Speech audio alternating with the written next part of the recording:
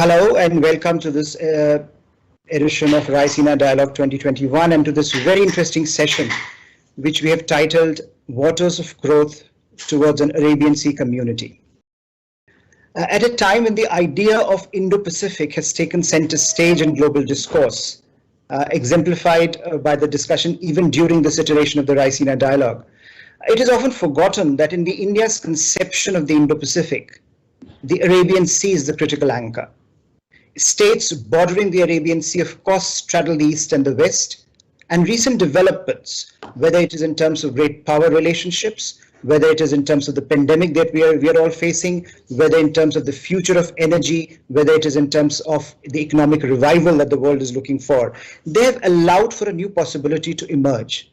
One that envisions a new role for the region, of new partnerships, of new engagements, of new dialogues that can be made possible, both for shared prosperity, for shared security, and for shared development in the region. And to discuss this, we have a great panel of some of the finest thinkers and policy practitioners in the region with us today. We have Kanksha Tangri, a founder and editor of Reset from the UAE, where her publication examines a range of issues, including inclusion, gender, education, mental health, and others. And so, great connect to the youth of the region and beyond. We have with us Majid Al-Ansari, president of Qatar International Academy for Security Studies. We have Kwame Owino, chief executive officer, Institute of Economic Affairs, Kenya. And we have with us Aditya Thackeray, Minister of Tourism and Environment, Government of Maharashtra with us. So we have a panel, as you can see, young, dynamic policy practitioners, policy thinkers, and dwelling on a range of issues, dabbling on a range of issues across this maritime space. So greetings and welcome to you all. There is lots to discuss today, from great power politics, institutional fragmentation, the role of demographic dividend, the new normative order that is being created, the role of the maritime space, and I will come to you one by one. Let me start with Majid Al-Ansari. Majid, I come to you first because what is happening in the world today in terms of great power contestation is as if we are back to square one in terms of looking at the world through the great power politics prism. It is at its highest. Countries are openly defining themselves in contestation vis-a-vis the other, and there is a great degree of contestation both in political terms as well as in economic terms, which is quite new if you look at the last 2 or 3 decades. So how do you, sitting at the very heart of the Middle East, when you look at the Arabian Sea community, when you look at the potential that exists there, understand and underscore the role of great power politics, both in terms of its disruptive effect as well as in terms of some of the major contribution that perhaps great power coordination and cooperation can do when it comes to building this community from bottom up? Majid. Thank you very much, Professor. I think for many years now, international relations experts have been talking about the new trend in international relations, which is the move toward the multipolar world. And I think we started taking that as a given. We don't even consider, a resurgence or reemergence of a bipolar world in a different capacity than it was before. And for that reason, we've always been talking about the new emerging powers, the middle powers, and how that is affecting the global south, and how the global south is supposed to rise again as a different, in a different power mechanism. But what we have seen for the past couple of years, as you have rightly pointed in your question, is a resurgence of great power's role in the region in a different capacity than it used to be in the past couple of decades.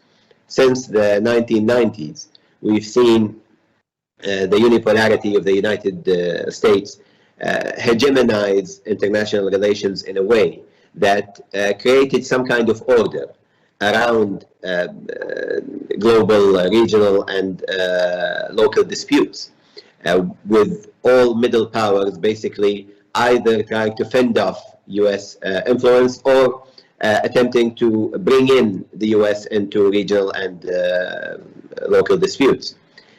What we are seeing now is a different mechanism, whereby the United States is fending off the expansion in the void it has created in the past 10 years. Since the beginning of this, since 2010, we have seen how the United States have, at least in the Middle East context and in the Arabian Sea context, have started pulling out from the major conflicts in the region. And that pulling out has meant that local powers and regional powers had to play a different role than it was expected of them, whether it be Pakistan, India, whether it be Palestine, Israel, whether it be even up to South Korea and North Korea. We have seen these players change dynamics when it comes to how they are going to deal with the dispute and how they are dealing with the disputes as they go along. And this created many more disputes, post the Arab Spring, for example, in the Arab world, the Iranian GCC schism, and the GCC rift that took place in 2017. In all these crises, the United States took a back seat, almost in comparison to its usual role in the region, where all these powers would actually go back to the US one way or the other, positively or negatively, to end or to mitigate the conflict. In our part of the world now, one reality which we need to discuss is how long can this part of the world be considered the break between East and West, and the connection between East and West? And what does that mean for the long-term alliances of the countries of this region?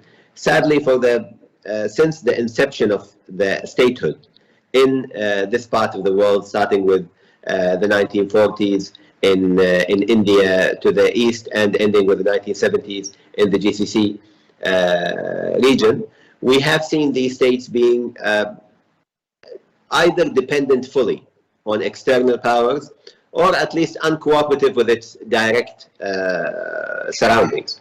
So if we are talking about India, Iran, Pakistan, the GCC states, Yemen, Iraq, we are looking at countries that at most did not work together towards a common goal unless they were faced with a common threat. What we are seeing in the next phase now is that the common threat that, for example, Iran meant for the GCC, and the common threat that kind of mitigated the presence of different international players in the region, it's changing very rapidly, and countries in this region are having to look inwards towards solutions to their issues and to their crises. In the GCC issue, for example, the GCC rift, we have seen that the United States was unable to mitigate the crisis, unable to help end the crisis, and that the regional players were in a bit of a dismay in what to do with this crisis. Iran was trying to make use of it, Iraq was trying to stay out of it, Turkey was making use of it, and even countries like India and Pakistan participated fully in some kind of talks one way or the other to try to find an end to the crisis. What this means is that now we have to start talking about a community in this part of the world that reflects better the interests of the countries of this region without looking only at international powers and at global superpowers as the policemen of the region.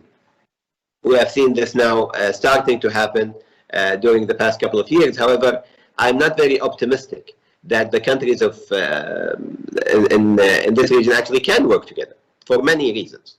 One main reason, of course, is a great difference in the alliance maps, the global alliance maps of these countries. You have countries that are looking more towards the east. You have countries that are looking more towards the west. Some countries with alliances with Russia, others with alliances with the United States. And these alliances are entrenched in the foreign policies of these countries in a way that is very difficult to imagine the foreign policy of these countries without looking at the foreign policies of the United States and Russia and China and other players. Also, the sheer difference in size between these two countries. You cannot compare a country like Qatar, for example, to a mega state like India. And this means a lot when it comes to foreign policy, but also when it comes to economy and when it comes to alliances in the region.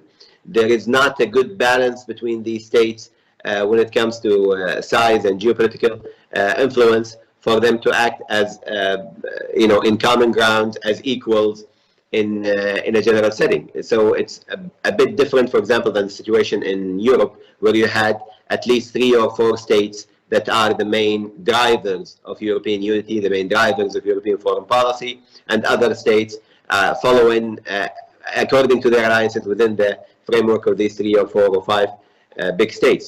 In this setting, in the Arabian Sea setting, you have all sizes of countries, but also all sizes of geopolitical influence. So you have a small country like Qatar or Kuwait that have a geopolitical importance in the Arab world that supersedes some big countries in the region without naming names. You have the stability factor.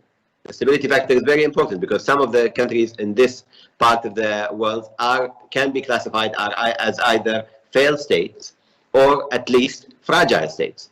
And these states cannot play a very good role in cooperation in building a new community, in a regional community in the world without them having the strong central government, the strong national unity that is needed for them to play that role externally. Also, thank you, another. Majid, we'll come to this part in the second round, because I wanted to touch upon some of the things that you have said and maybe bring in others who can respond to some of those issues. In particular, I think I'll come to Kwame. Kwame, you've heard Majid in terms of if you're looking at it from a strategic perspective, the complexity that it envisions, both in terms of alliances, both in terms of relationships, situate the region right in the mix of some of those tensions. But if you're looking at it from an African perspective, right, where Africa is now increasingly being looked at as the center of global growth, potential growth going forward. Some of the African nations have done extremely well in the last decade, and there is great hope that they would lead the economic recovery post COVID-19. So when you look at it from sitting in Africa and you look at the Arabian Sea community, or potential for this community, what sort of economic, trade and connectivity linkages do you envision from your continent's perspective? Because this is again a community that has quite a great expanse of interests and quite great degree of complexity, as Majid was highlighting. Okay, thank you. Well, I think it's true that there's a connection, of course, of the Eastern African seaboard to the Arabian Sea, and obviously, in our view, to the larger Indian Ocean, as we call. So there's geographically, I think its significance and its salience in Africa's growth is becoming more pronounced. For this reason, that at the beginning of this year, of course, finally, the African countries, all 53 of them, consolidated the African Continental Free Trade Area. Most of it assumes, obviously, improved trade within the African continent.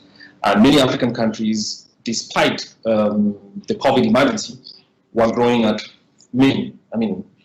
some, basically. Among the top 10 countries, fastest growing countries before COVID came, 5 of them were in Africa, of which 4 were actually Eastern African countries on that same strategic zone that we talk about. So both exports, which basically most of the development paradigms are predicated on exports. And so exports and connecting to global value chains mean, as the Suez Canal problem a couple of weeks back told us, the significance of shipping lines and maritime trade, just speaks for itself. So basically, safety along those lines, and the institutional arrangements are actually not as strong as they should be, and I think that's going to become part of the agenda, which we at the Institute of Economic Affairs hope to alert other people to. But I think a discussion such as this just confirms to us that there's need for greater coordination. So you understand, for instance, that the countries on the eastern seaboard of Africa tend to have very long coastlines, but at the same time, for that reason, almost every country of the seaboard of Africa is actually building a new port, whether military one, but mostly for just expanding maritime trade. So obviously the refurbishment of these ports itself are a signal about the recognition that maritime trade is going to be important. Some other forms of cooperation around security are also significant. And I think here there's scope for security and institutions connecting the Arabian side all the way back to the Indian side. So that's a very long coastline. Sometimes faces bottlenecks, but also security problems which require coordination. As it is right now, most of that security is underpinned on that seaboard by Chinese, French, British, and American. And over time, I think the call for sovereignty or proximity for these countries is going to rise. I see it. not necessarily for just nationalistic purposes, but basically part of actually improving everybody's stakes in managing that critical sea line, critical base. So I see both Africa's imperatives, and the Eastern African countries, obviously, and the connection to the Arabian world, where most of the energy resources come from. So securing those lines is part of securing global commerce. And if some African countries are going to contribute, I think some are going to contribute, definitely. Not all of them, because of policies vary, and some of them are not doing too well.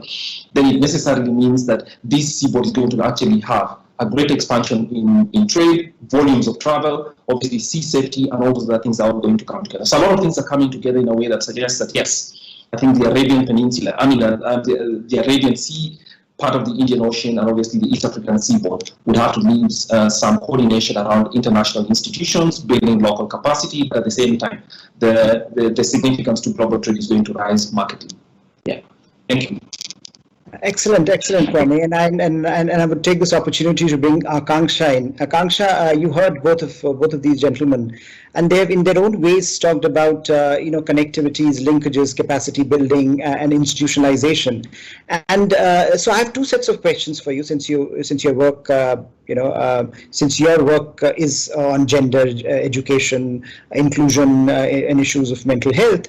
How do you see two things? One, how do you see Industry 4.0 challenging us to understand this differently, to understand the requirements of contemporary youth differently? And how do we bring youth of today into this conversation, right? We are talking of geopolitical rivalries, we are talking of economic imperatives, but how do we bring in youth, which is such an important element here in terms of both reviving our old connections as well as mapping out the future? How do we bring that into this conversation at a time when Industry 4.0 is really challenging us to think very, very differently about the future of work and the entire paradigm of employment? I think this can be done through investing in the youth, creating and providing more opportunities for them to access across the creative industries, and encouraging innovation in schools, universities, and through public-private partnerships, opportunities to upskill and grow, and by creating more cultural dialogues. So here I'm emphasizing on soft power. Many Gulf countries attract Indian students for higher education, not only for its accessible geography and career opportunities and close historical ties, but also because you have international campuses such as NYU Abu Dhabi, London Business School in Dubai, Georgetown University in Qatar. So within the UAE, if you look specifically, it has embraced creativity as the heartbeat shaping everyday life. And as we know, if you look at the pandemic, it's the marriage of key industries with creative industries that have thrived. So we, transform these into creative hubs to invest in human capital for arts, design, literature. I can give you an example. I work out of Dubai and Mumbai. So for me, Al Sarkal Avenue here is a cultural district that plays a host to homegrown SMEs across creative industries, has cafes, co-working spaces where you meet people from all across the Gulf. You meet entrepreneurs from India who are setting up spaces here. When I go out to work in Mumbai, I know that I'm going to be working out of Kalagora, or I'm going to go to the Ministry of New or Soho House. And the people I meet there, the young Indians I meet there, they have so much in common with the diaspora here, with the Arab youth here. And let's not forget that this part of the world has the largest youth population, and they want change, and they want access to opportunities, and they want their leaders to deliver it across quality education, access to capital, prioritizing well-being, if you look at the pandemic. So I think for while the other two panelists have talked about economic and other ties, I'm going to still emphasize on soft power, because soft power does lead to then more tourism, more trade, more other partnerships on the economic front as well. Thank you, Akanksha. And Aditya, there you heard it, that the youth wants the leaders to deliver, and you are the youth leader, young leader. You are serving, you are governing one of the most important Indian states. How do you envision Mumbai's role in that space? In Mumbai, I'm asking particularly because Mumbai has the potential to become the financial gateway almost to the Arabian Sea community, or become a front for that larger idea. But how ambitious we can be about this? Clearly, there are some limitations, but do you or young leadership or the government of Maharashtra, for example, has a vision for thinking beyond just the Indian landscape, connecting Maharashtra, the entire seaboard, to the larger Arabian Sea community? Are we beginning to think in that direction, or are we still not comfortable yet with this idea? Are we still at the very beginning, or have we started doing some of the groundwork? No, I think firstly, it's a fantastic panel to be a part of, because essentially, when we speak about Arabian Sea communities, I think it's one of the most ambitious and complex communities that we could, come out of and start building. Because essentially, the whole crescent, if you see, you've got India, you've got countries of the West Asia, or as the world calls it, Middle East, and then the whole question of, even if it extends to the Indian Ocean, whether we connect with Africa and the larger part of Africa, the whole coastline that is facing towards us. I think that is very important. In terms of Mumbai or Maharashtra participating as a larger part or playing a larger role in our connect with the Arabian Sea community, I think it's, of course, a very, very crucial moment, because for us, if you see historically, we've always been a part of this community. As the Malla coastline, as the Konkan coastline, we've always received trade routes from the West, and anything that came from the West, be it from the Cape of Good Hope, and after when the Suez Canal opened up, we've always been one of those major ports where, you've got people landing, you've got goods landing, you've got cargo coming in. One of the most crucial things is what we are developing as a country and as a state for these trade ties, these commercial ties, and ties of aspiration and hope to really grow. Because when we speak about our century today, it's not just going to be trade and commerce, like Akanksha really said. It's about what all of us want today. And beyond just the infrastructure, for example, if you ask me what are we doing to build a community of growth out here, yes, there is the Delhi-Mumbai corridor that's happening through the Jawaharlal Nehru Port Trust. You also have the BPT that's already here. We've increased the traffic out here. You also have the Mumbai-Bengaluru corridor that's being built, and you already have the Golden Quadrangle. So infrastructure-wise, yes, we have. I think the larger question that comes in really is for all of us, be it Maharashtra, be it Kerala, be it Gujarat, to play a role, or be it any of the other countries in this crescent of the Arabian Sea playing a role. One of the questions and debates that's always been in the offing is, do we really create an institution with all of us participating in it? I think that is really crucial, because if you see, there is a common thread for a community to build always. The European Union had always this common thread of political borders and the hope and need for a peaceful coexistence. I think we need to find our common thread within this community. I think if it is peace and prosperity, be it after COVID times, because look, we're always going to have complexities. We have, you have probably one of the largest population set living in this area, in this whole crescent. You also have the youngest population set living in this area. You have probably a huge amount of, with population that comes in, you've got malnutrition, you've got poverty, you've got disease, but there is also an opportunity to break through and come forward from this. And that is what our aspiration should be really, standard of life. What is really going to be also a challenge moving further, and I'm going to say challenge because, of course I could pitch in something only hopeful, but I think we also need to see where we're stepping into and then move further, and we must move further. Essentially, when we look at our history, we've had proper empires out here, huge empires really at the peak of their glory. That sort of builds a sense of pride, hubris. That is somewhere we need to, build on our past, which we shared and not which divided us. We also have the birthplace of so many religions out here.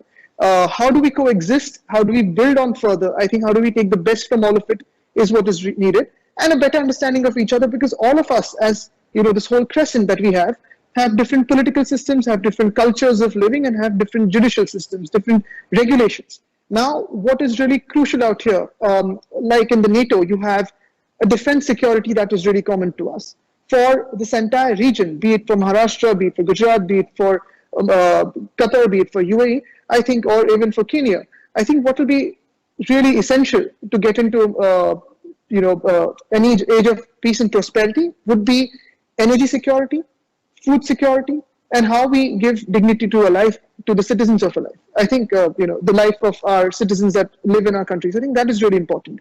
And that is where all of us as leading states, leading cities, be it financial capitals, capitals of transport, tourism, industry, trade, commerce, health, education, all of us can come together through a certain mechanism and put this going. Thanks, Aditya.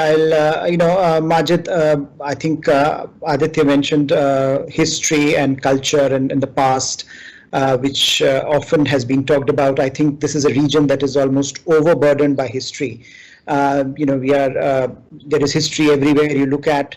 History often complicates things for us at times. History makes it difficult for us to move forward. So I think the challenge, both Akanksha talked about this, Aditya talked about this, is this issue of tapping into the demographic dividend that we have. We often talk about it, but what are we doing to tap into it? Now the question therefore is, can we move beyond linkages of history? We can talk about it in a positive manner, but I think the need is, how do we move beyond this to create economic and strategic partnerships that are relevant to our times, that are relevant to 21st century, right? We often talk about, whether it's India and the Middle East, India and Africa, there is a lot of emphasis on history, historical ties, which are important in their own right. But I think we are also seeing a generation that is moving away from it, that wants our leaders to talk about here and now, today's challenges. What are we doing about contemporary challenges? And I think how do we then take those historical linkages and build strategic partnerships of 21st century? What are some of the avenues available from your perspective? So history will always be there, as you rightly said. It will always be a factor in building the relations, especially between societies and between intelligentsias and between even economic organizations. History will always maintain its role as a driving force sometimes and as an obstacle to cooperation. However, I think it's very important in this time and with the changes, geopolitical and global changes that are going on around us, is to consider how can the countries in this part of the world come together, not from the perspective of religion, culture, and history alone, but from the perspective of very pragmatic, security-based economic relations that are based on protecting the states and the maritime movement to make sure that our livelihoods in this part of the world are not tarnished by historical conflicts, by political conflicts, or by regional conflicts. One very important realization we need to have is that mostly all the countries in surrounding the Arabian Sea are almost fully dependent on the maritime trade one way or the other. When it comes to the GCC countries, it's exporting our raw materials. Same could go for Kenya and Somalia and the African countries. For maritime trade for India and Pakistan is very important in their economic national models. And therefore, the need to protect maritime trade, the need to protect this sea, basically, and our ports in it, and to make it work together rather than compete against each other in a way that would make us the center of international maritime trade, is very important in developing our states further. And there are a lot of issues that we need to handle together. No one state can tackle these issues on its own. Piracy, for example, terrorism in the sea, the environmental issues regarding maritime trade, and the logistics of maritime trade, the ports and the receiving end locations. All these issues can only be tackled if there is a genuine interest in making it a full circle, a full supply chain, a circle that would make sure that all of the interests of the countries involved will happen. I don't think it would be difficult for these countries to sit down together on a governmental and non-governmental level and to identify the main security threats that we face together in this, in this sea, and how we can tackle them politically, economically, and even socially and culturally, in a way to make sure that we have the best interest of our countries at heart. Another issue here is I want to touch again on the cultural side of it. these countries are mostly traditional. They are the birthplace of many religions and are conservative in many respects when it comes to social settings. And they house, as our colleague rightly mentioned, one of the biggest populations of youth in the world. And these factors need to work together, because we as countries and as societies and as individuals, we need to work together in a way to make sure that this is a reason for us to come together. We are a traditional hub internationally that is full of youth and young people. We need to make sure that there is no traction between these two attributes, but also that internationally we speak with one voice when it comes to the virtues of conservatism, if needed, and the virtues of youthful societies and how they are to operate in today's world. Yeah, very, very important point, and I'll ask Akanksha to respond to it. But before I go to Akanksha, Kwame, we have just talked about geopolitics, and you had touched upon earlier in your intervention on how the economic linkages have to be remodeled given the contemporary times. The question that I had for you was, we are looking at a period of great economic uncertainty. And there is rising protectionism, there is economic nationalism which is growing across the world. In fact, what is interesting is that those countries that at one point used to be champions of globalization are now cautioning us against globalization. So the question, for a continent like Africa, for African nations, and for Asian countries and countries in the Middle East, which have benefited from economic interdependence and economic globalization, can we look at a possibility where African nations and others will push back against this anti-globalization narrative, because clearly that is not in their interest, but there's a certain developed world ideology that is taking over. Do we have it in us? Can we create those institutional frameworks to do that? Or should we be doing that? I mean, there is a possibility perhaps that we are also looking at ourselves, we are looking at more and more inwards. Is that possibility going to come and reshape the way we engage with the global economic order? But I think I asked this question to you in particular because Africa is, as we discussed in our last intervention, Africa is going to play such an important role in crafting the global economic order. So what role do we see in this particular question as far as Africa is concerned, both in mobilizing African nations as well as in mobilizing the wider Arabian Sea community? All right, thanks. Hashim, you said a second time that Africa is going to determine the global economic order, and that will be seen by history. I think over time it will be, it's empirically, it's an empirical question. However, for Africa to determine that order means it would have to be a continent with, with a diplomatic ethos that actually encourage global cooperation. And it's not the same for all 54 African countries. I think the domestic politics in many countries have some people who actually want to push back for whatever reasons. And you're right as well that the global shock has led to there is the currency of the idea that self-sufficiency is necessarily an important one. I think the pushback came from the fact that the African Continental Free Trade Area, which has just been published, just been entered into and been a plan over a long time, for decades, suggests that this continent is prepared for that. Also, by the fact that many African professionals are actually taking roles in global institutions, no less the World Trade Organization. So obviously, I think Africa needs to give a face of yes, that, because the development imperatives for African countries generally would require an expansion in global connections. So it will be self-defeating for African countries to actually do that. Now, whether they'll stick their necks out, some countries would. I think Kenya's economic diplomacy posture suggests that it still thinks that globalization is an essential. Obviously, institutions have to be strengthened, and specifically institutions strengthened, and low-income and actually middle-income countries, Kenya, India, and a few countries, obviously, in the Middle East, as we call it, or West Asia, also will actually have to be hard in global institutions. Managing global commons as well, as you understand right now, everybody's concerned about global warming and obviously what it means, climate change, and what it means for international relations. So bringing an agenda, I think, is important, and it will have to be a change in posture beyond just simply.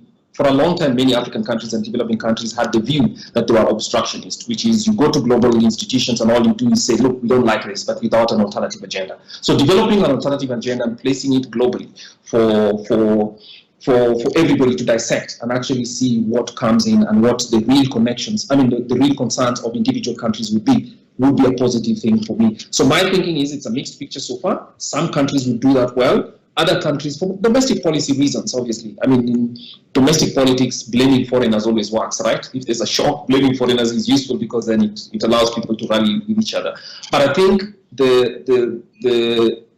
Africa's youth, if I may speak for them, have the view that posturing globally is one of the things that their governments should do, even if, of course, there's also expectations that governments will have to do more. So I am very, very hopeful. I'm extremely hopeful that the crescent that we're talking about from India coming down to Western Asia and all the way to the northeast and the eastern seaboard of Africa will continue to actually support the strengthening of global institutions and obviously placing more people from developing countries in positions where they may influence that force going forward. Thanks.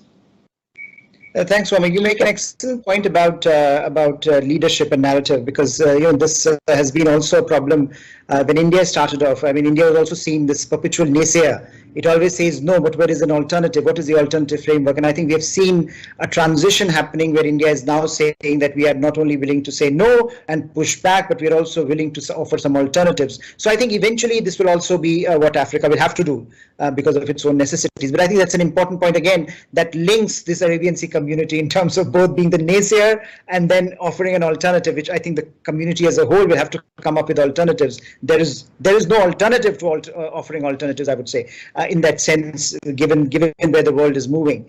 But Akanksha, this point about youth has come up a lot, and you touched upon it, and Majid in his previous remarks touched upon culture. Cultural engagement and how important that is in terms of both revitalizing the conversation amongst disparate actors that may have different politics, different kinds of worldviews, but culturally they would seem more connected because there is a similar set of value systems perhaps that operates, and I think he touched upon some of them, and I think that would be important to consider for the Arabian Sea community as a whole. But when you are looking at it from your point of view, you have worked on this in this space for a while. It goes without saying that there is a need for greater cultural dialogue, but have we been able to create some of those institutions that cater to this dialogue? You said in your last intervention that there is a great degree of affinity, right, between what is happening to the Arab youth, and when you come to and work in Mumbai, for example, you see similar aspirations, similar reflections. But have you been able to mobilize them in a way that yields us some dividends? Or are we still not talking to each other in that landscape, in that cultural landscape, which perhaps connects us much more organically and which would allow this conversation to become much more bottom-up than top-down? So I know that the panelists before me talked about the youth and the challenges they face, but here again, I'd like to reiterate that youth in the Arabian Sea community, the urban youth at least, are more similar than they are different. And recent research also reiterates that. Pew recently found that Gen Z aligns a lot more with millennials on their worldview, and the pandemic has further amplified their need to bring about positive change in their communities. And to your other point, Gulf countries and India share historically close ties, and there's always been a lot of synergies and overlap of interest between the youth. However, more emphasis on soft power is always welcome. I think it's about realizing the full potential of the relationship across all levels, from organic to the highest levels. There's no limit to which these ties can be strengthened, whether it's through youth exchanges, dialogues such as this one, more opportunities for collaboration through partnerships between universities and schools, through initiatives like the Youth Hub here in Dubai, which creates and offers an environment and access to resources for young people to innovate and network. I know that the Dharavi Dream Project in Mumbai does a lot of work on educating the youth on hip-hop, music, rap, and other skills that they can pick up. That's one opportunity that we can also tap into, and I think more collaboration between universities and schools, because that's definitely key. And as the pandemic has shown us, online schooling is the norm and is the future. So there's a lot more on that front that offers opportunities rather than challenges. And I can give you some examples of homegrown companies here in Dubai that are doing great work across the community. So Kareem, which was bought over by Uber, it's a ride-sharing app. It has launched in Pakistan and employs women drivers. It's also launching digital payments, which of course has implications on remittances. And then Noon.com is an e-commerce platform, and the CEO of that is a boy who grew up in Delhi and who's now one of the youth leaders here, and foremost entrepreneurs that is offering opportunities to youth across countries and ages. So I think, to give you an example, just this month, the UAE invited the world to share their views on how young people can contribute and implement sustainable development goals. So I think while work is being done, I don't think anyone will ever say that there's not a lot more to be done. And I think with the rest of the world going online now, it just gives us a lot more opportunities and makes it easier for us to collaborate. So Akanksha, if I can just ask you to respond very briefly. There is a lot happening individually at an individual level, perhaps. But do we have institutional capability to handle this at the moment, pan region, or is it still being done bilaterally on an ad hoc basis at the moment? I think it is more. It is, I think, done on an ad hoc basis, from my understanding, but. Again, because the diaspora is so strong, particularly in the UAE, and we know, the close ties the UAE and India share and the leadership share, and I think there are exchanges that are done, and the Indian consulate, I know here, works closely to ensure that the community does have more cultural exchanges and more economic ties as well, which all translates into the same end goal at the end of the day. So Aditya, over to you now for this last comment from the panel. We have touched upon so many issues, so many connections, so much potential, so many opportunities. Are we in India ready to tap into them? Are we looking at the big picture as concretely and cohesively as, say, Majid, Kwame, and Akanksha have highlighted? They have all looked at their own domains, strategic, economic, cultural, and youth engagement. Are we, cognizant of this reality that there is a vacuum that needs to be filled, and India needs to take a lead, or say states in India like Maharashtra, Gujarat, and others can form an institutional mechanism and do something about it? And what, from a policy practitioner's perspective, what do you see are the challenges here when it comes to India, and in particular, say, if I were to ask you to take a lead, what do you think from a real time issue? What would be the consequences? What would be the challenges that you would face in operationalizing these ideas that we have just mapped out? As you've heard, all of us, all four of us actually spoke about the cultural ties, the history, probably some of the differences and a lot of opportunities that lie there. Mr. Majid also highlighted about the maritime routes, and one of the most important things in that, if you notice, even in the past and even today, if you see the ancient maritime routes, we were more than happy communicating with each other, trading with each other, and as a whole crescent, we never really found the need to look for a new world, because we were self-sufficient within the region in the maritime routes that we had and the trade routes that we had over land and sea around this crescent. So I think we never thought as empires or countries to go looking for the new world, or to look for America, or to look, what is beyond us. I think that is very crucial, which gives us a huge pointer to what really we have to look forward to. This region can essentially be self-sufficient, providing to each other resources that are required to go further in the future that we are looking at as something which is new, as young, and beyond any borders or boundaries today in terms of ideologies or in terms of whatever divided us in the past. As as our friend Mr. Kwame said, that it's about also the larger part of Africa participating in this whole crescent. Because when we look at the Arabian Sea and of course a part of the Indian Ocean, though not geographically and technically, we can see it as a bay which really connects us together and connects us as a crescent which we can really help each other move forward. Most of probably our political systems may vary from each other, our arbitrations, our regulations, our judicial systems may vary, but then our requirements, our needs for the current times and for the future, like I said initially, are the same. And then as Akanksha also said that, our younger generation, the generation of, someone like me, I'm just 30, and we look at a shared future. When I say a shared future, it's not necessarily being something like the EU where you're moving freely from one country to another. We'd obviously have whatever we hold true to ourselves, whatever we hold closer to our hearts, however we've been brought up as a culture, as a city, as a country, we'll be remaining like that. And probably that is also good or bad, and that's up to each of us to see it like that. But more of interactions, more of interventions, more of cooperation, more of coordination, more of coexisting, understanding each other. I think that is very important. What we need to take out of our mind is probably the fact that I can change you or you can change me, or I'm better than you, you're better than me. I think here, if we start realizing that each of us is good in our own way and we can help each other to grow further, I think that is where we can really take the lead. India as a country, of course, we also look at ourselves as unity and diversity.